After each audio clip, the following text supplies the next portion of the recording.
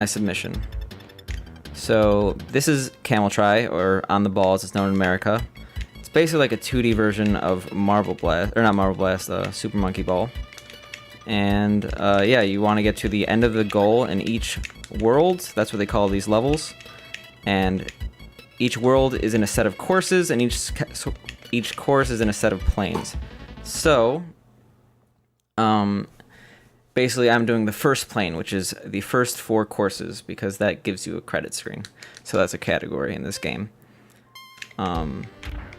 This game is mostly execution. There are a few glitches, and I'm going to be doing some soon. Level 6 to be exact. It's a really short level, so it might be hard to miss if I don't say it ahead of time. See, the main mechanic in this game is that you can speed up the ball by holding down the jump button. The jump button's used to basically bounce off corners or break blocks. And basically, if you speed up the game, you're gonna get punished more if you make mistakes by bouncing off walls. So it's really a trade-off between those two things.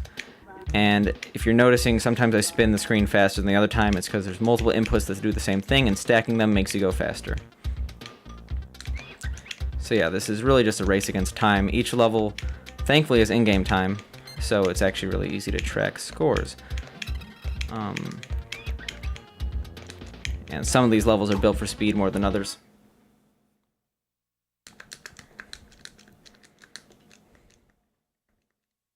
So you're going to see another trick in this game very shortly. So notice how I'm going much faster when I'm hugging the walls and spamming jump. It's just the way the mechanics work. So you see that in some levels, like this one.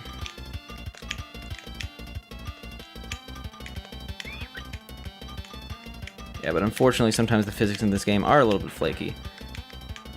So a lot of this run is actually adjusting to the unpredictability of the physics. That doesn't mean the game is not marathon safe, though. It generally follows the same path, with runs being within 30 seconds of each other.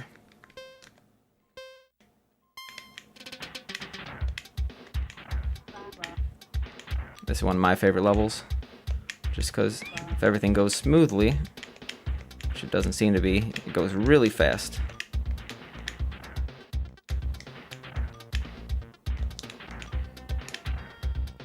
Yeah, you're supposed to actually ride those and break the blocks with momentum, but we don't do that in this. So hopefully I'll be able to get the skip first try. It's not that hard of a skip, so I should be able to get it second or third, but you could actually skip the entire level because they put the exit right there. So if I mash hard enough, as you can see, I actually went through the pegs and into the goal. So that's the most significant skip in the run. It's only a 17-18 minute run, so skipping roughly 40 seconds is actually a pretty big deal. Alright, so... oh geez. Yeah, you can see those bumpers are very punishing. If you've been wondering what the red platforms are, they actually... it's like a gravitational wall. They make you go the direction that they're moving. And so you'll see those come into play a little bit more in other levels. Yeah, as you can see, they're going away from the goal, just trying to make it harder. Yeah, that bumper really punished me there, because I was going in there while holding down A, so... alright. Yeah, see, I actually used that whirlwind area as it's intended there. Okay, so... yeah, these pegs can get a little bit tricky, because it's not like rolling on a wall. Oh, jeez. Whoa!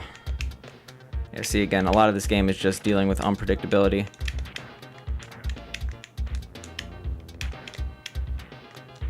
Alright.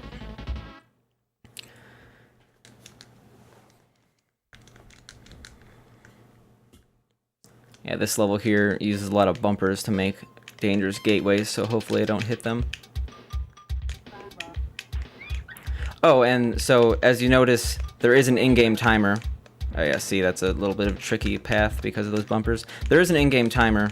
However, it doesn't really matter like most speed games that have an in-game timer. The only concern is if you hit a lot of these yellow blocks, it could come to bite you back in some courses. Not this one, fortunately. This level is pretty notorious for casuals. I mean, it's the last level of technically the hardest course in the game, or hardest course in the run, so it gets a lot of people to game over.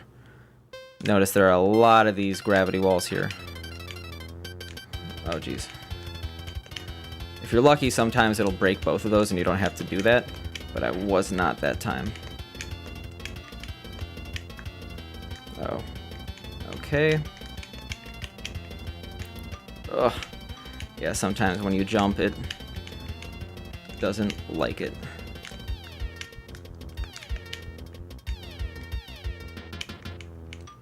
Oh no. Alright, I was lucky there. So yeah, all of these are facing outward. Yeah, notice that level's really easy to lose a lot of time in.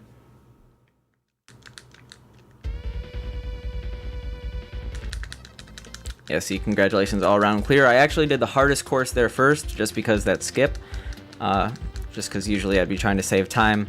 But when you do one course, it defaults to the next course in the list, and this is training course, so we're not losing any overworld time because the run starts on the first course selected. So generally, runners do that course first. Alright. Yeah, level's simple enough. Still got a gold. Oh, so another thing, you're going to notice we're using the Japanese version of this game rather than the English version. And while there are no level differences, at least in this course, there are actually level differences in other planes. The actual reason we're using it is because there's a lot less menu time in the Japanese version. So you're actually saving, in a plane run, roughly 10 seconds just on menu time alone.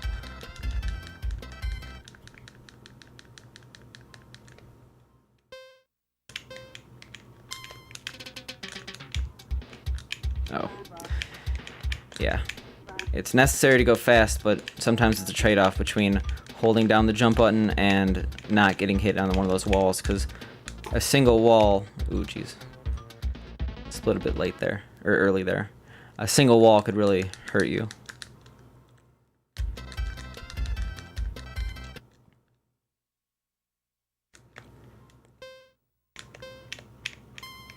Yeah, since these are tutorial levels, it's really just introducing you to all the mechanics in these. So you notice that one level is brake themed like this. You're gonna see other levels be themed on other stuff.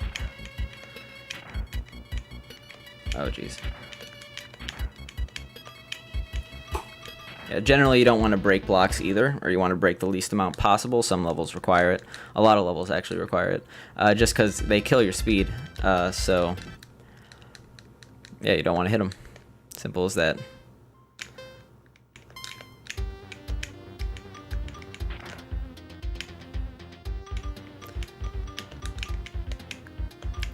Yeah, this game for a casual player is actually, it's a bit interesting. Generally the game is not too hard, but there are some levels with a huge difficulty spike. Like even in beginner, the difference between these levels and the level next, which is the last level in the course, is pretty astronomical.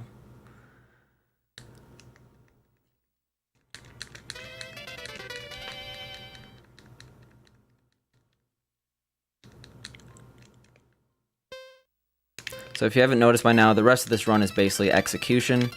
Other levels do have glitches, or other plane runs, like third plane and fourth plane. There's 4 total planes in this game. They have other glitch runs, but generally it's about 1 per plane run has a glitch where you could go right to the end. Yeah, so that makes all plane runs pretty interesting as well, which are roughly over an hour, or a little under an hour. Because you have to do multiple skips like that.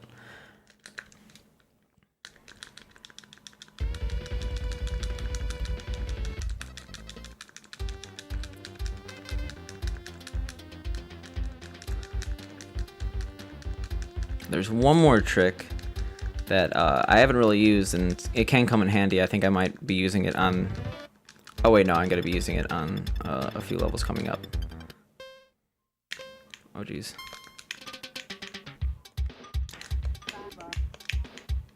But if you notice when I'm actually jumping, like when I'm holding down jump to go fast, sometimes I hit a wall and I slide, or not slide, bounce off that wall, and it's kind of consequential. There's something you could do called pause jumping, that's what we call it, where basically you pause and then press jump, and you could hold down jump to go fast without actually doing a jump.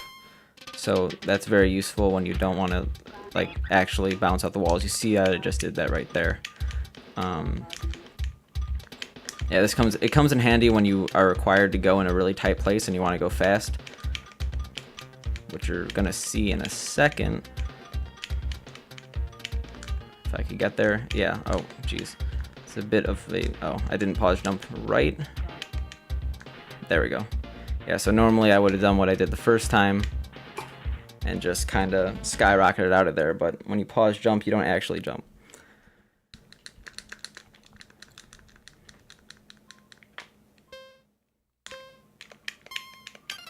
So this level you're meant to go fast, so you might not see the shortcut, but there is a built-in shortcut. It's kind of hard to do, at least fast, but alright, that was decently fast.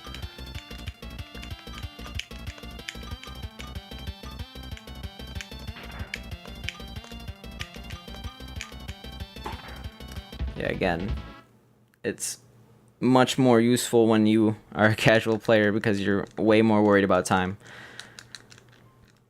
The beginner and expert courses are actually some of the hardest to do as a speedrun. I mean, if you're still at a beginner stage and worrying about time, because during those stages, they don't give as much time after each stage as the special one does. Like you're talking 30 seconds versus 40 seconds, so you could actually, if you're not doing well on stages over time, you could not have as much time to start with.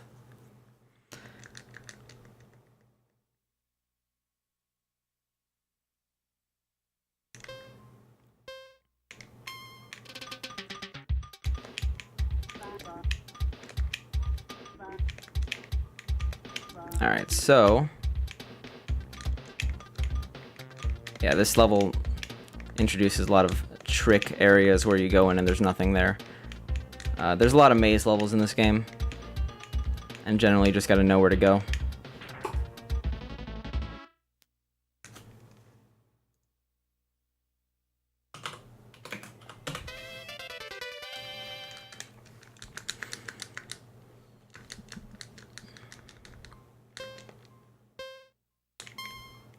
Alright. And yeah, this is one of them. It's called Trick Trap Track. Kind of hard to say. But yeah, it's meant to trick the player. Because usually the arrows tell you which way to go, but this one is one of the only ones that actually has ones that tell you go in the wrong direction. They're usually really trustworthy. Alright. So now we're at the last part of this.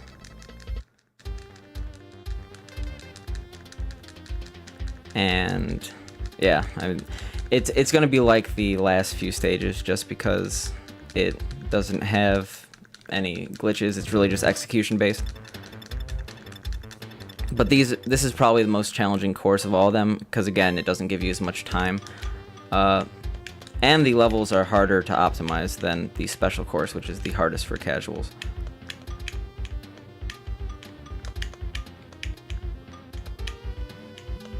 Oh, jeez.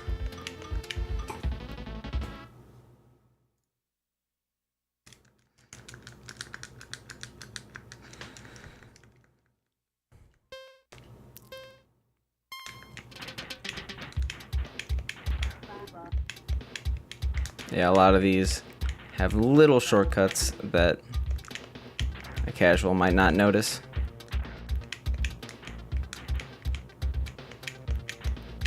And a lot of alternating paths that generally are the same length, but sometimes one could be significantly longer than the other.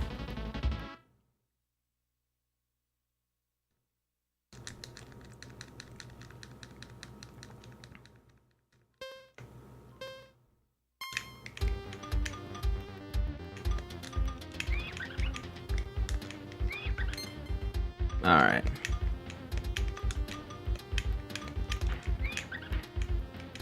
Yeah, again, some of these levels are just not easy to optimize because they definitely don't allow you to go in a straight path. So you notice the stop and goes are actually on a global timer. So you could make cycles and you can miss cycles, and you kind of know where you are based on that. So that was pretty good because I made the first cycle there.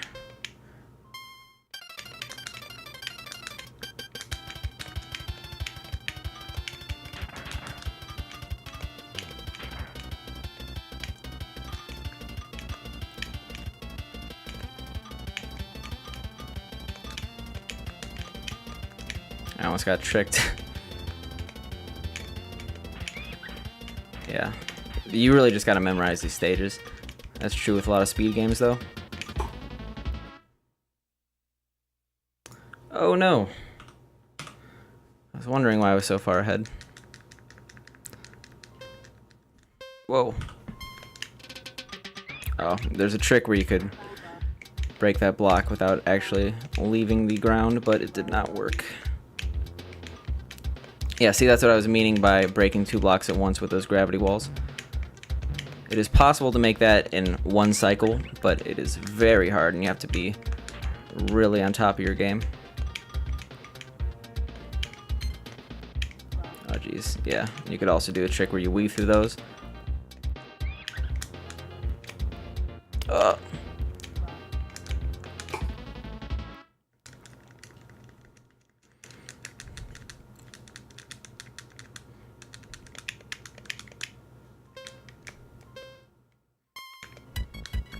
Yeah, so the hardest levels of the run, at least for me to optimize, I think the other runners of this game would agree, are these 3 levels right at the end.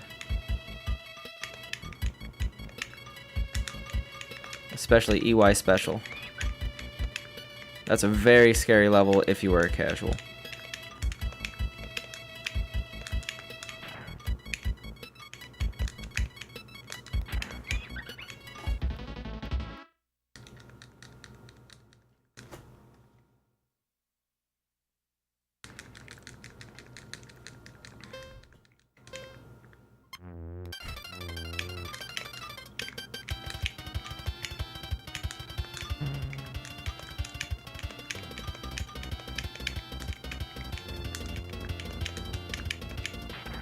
Alright, yeah, that's also a tricky part, just because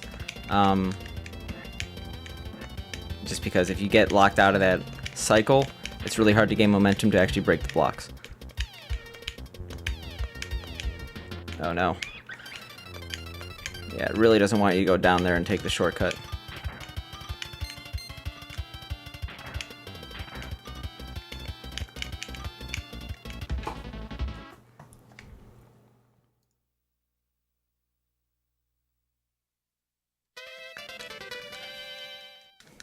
Alright, so this is the last level.